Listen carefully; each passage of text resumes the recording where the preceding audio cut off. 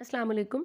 इस वीडियो में हम मुख्तलिफ़ पैटर्न की वोल्टेजेस को ऑसिलोस्कोप की स्क्रीन के ऊपर व्यू करेंगे और फिर वहाँ से उस वोल्टेज की पीक वैल्यू या एम्पलीट्यूड, टाइम पीरियड और फ्रीक्वेंसी जो है वो मेजर करेंगे। तो सबसे पहले ये वाली जो डिवाइस है ये फंक्शन जनरेटर या सिग्नल जनरेटर कहलाती है। सिग्नल जनरेटर वो डिवाइस होती है जो मुख्तलिफ़ पैटर्न की वोल्टेजेस को प्रोड्यूस कर सकती है, जिसमें साइन वेव आ जाती है, स्क्वायर और ट्रायंगुलर वेव आ जाती है और फिर हम इन वोल्टेजेस की फ्रीक्वेंसी को और एम्पलीट्यूड या पीक वैल्यू को इन दोनों की मदद से सिलेक्ट कर सकते हैं।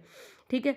और फिर सिग्नल जनरेटर को अटैच किया जाता है ऑसिलोस्कोप के साथ और ऑसिलोस्कोप पे हम उस वेव को यानी वोल्टेज को जो है वो व्यू करेंगे स्क्रीन के ऊपर और फिर इन दोनों नॉब्स को प्रॉपर सेट करने के बाद उस वोल्टेज की जो पीक वैल्यू या एम्पलीट्यूड होगा और फ्रीक्वेंसी और टाइम पीरियड को जो है वो हम मेजर कर सकते हैं। ठीक है।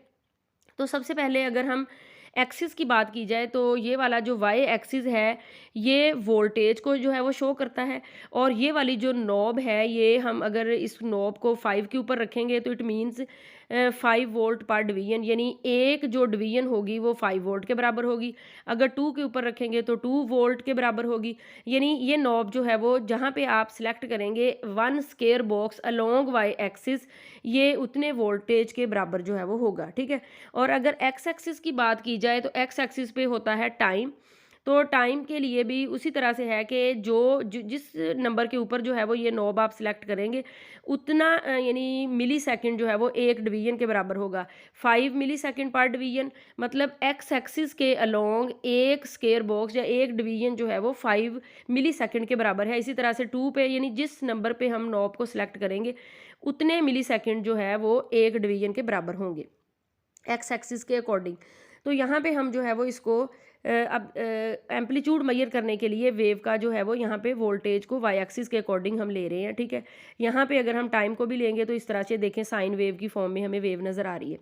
तो अब यहाँ पे हमारे पास वोल्टेज का जो एम्पलीट्यूड है या जो पीक वैल्यू है उसका मतलब क्या होता है कि ये वाला जो यानी हमारे पास ये एक्स एक्सिस के अकॉर्डिंग और ये जो वाई एक्सिस यानी ये वाला जो इतना है ज़ीरो से लेके यानी मैक्सिमम वाई तक जितनी वेव जो है वो गई है उसकी पीक, चाहे आप नेगेटिव साइड पे ले लें चाहे पॉजिटिव साइड पे ले लें, वो उसका एम्पलीट्यूड जो है वो कहलाता है।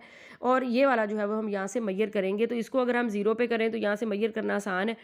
तो यहाँ से लेके यहाँ तक कितने स्क्वायर बॉक्स बनते हैं 1 2 3, तो 3 मल्टीप्लाइड बाय 2 वोल्ट, तो ये आ गया 6 वोल्ट। 6 वोल्ट जो है वो हमारा बनता है यानी इस जो वेव शेप हम ले रहे हैं उसका एम्पलीट्यूड, यानी हमने 2 पे सिलेक्ट किया हुआ था ना तो 2 के साथ मल्टीप्लाई करेंगे।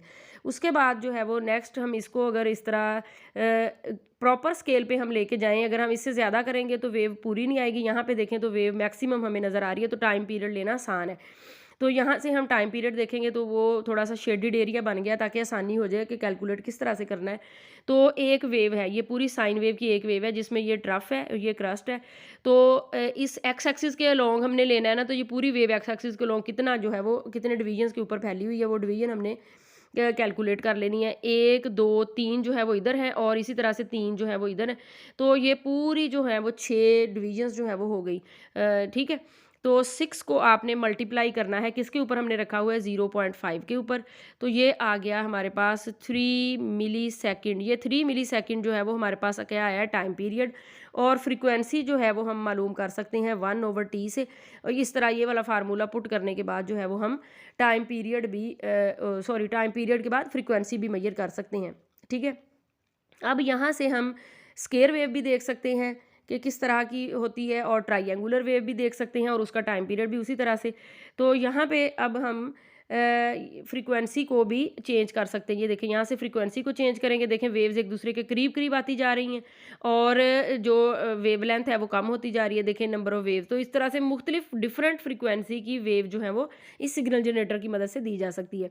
और यहाँ से हम इसका एम्पलीट्यूड जो है वो कम या ज़्यादा कर सकते हैं। तो यहाँ से हम मुख्तलिफ़ किस्म के जो पैरामीटर्स हैं उनको स्क्रीन के ऊपर व्यू भी कर सकते हैं और फिर हम बाद में उसको कैलकुलेट भी कर सकते हैं। अल्लाह हाफिज़।